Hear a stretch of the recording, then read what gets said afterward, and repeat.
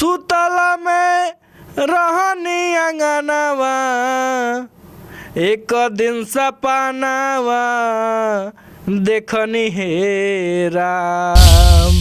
डोली लेके ओइले सजानवा, डोली लेके ओइले सजानवा, लेके गवानवा गइला हे राम। नमस्कार प्रणाम, आप देख रहल बानी आशीष एंटरटेनमेंट और हम विकास, आप सबके छोटा भाई।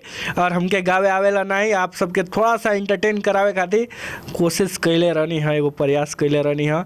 आशा करतनी कि एहू प्रयास से आप लोग हमके आशीर्वाद जरूर दे। तो आपके बता दी आज के एगो बहुत बढ़िया अपडेट लेके आयल बानी हम सिंगर सालू सवरिया जी के बहुत ही बेहतरीन और लाजवाब एगो निर्गुण सॉन्ग लेके आयल बानी, जौन की रिलीजिंग टाइम बा वो गाना के शाम 6:05 पर। तो आप सब बिना देर किए अपन प्यार दुलार आशीर्वाद दी और वो गाना के सुनी, खूब भरपूर आशीर्वाद दी।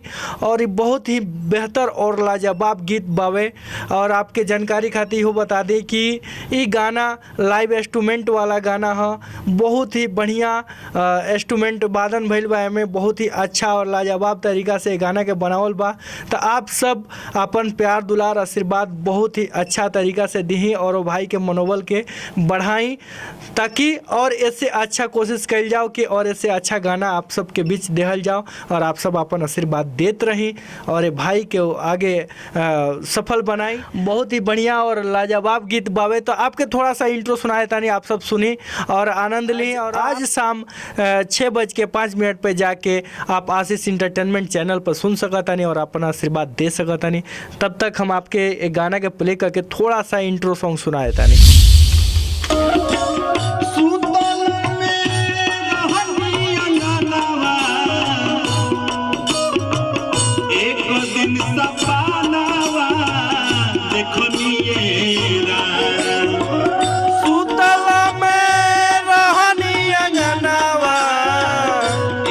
तो आशा करता नहीं कि गाना आप लोग के बहुत ही बेहतर लगल होई और थोड़ा सा गुनगुनाए के कोशिश करनी हम, ऐसे हमके गावे बजाए आएला नहीं, लेकिन आप सबके प्यार पावे खातिर हम लागल रहनी आप सबके पीछे पीछे कि थोड़ा सा अगर आशीर्वाद हमरा के दे दे अपना बखरा से तो हमरा खातिर बहुत बा।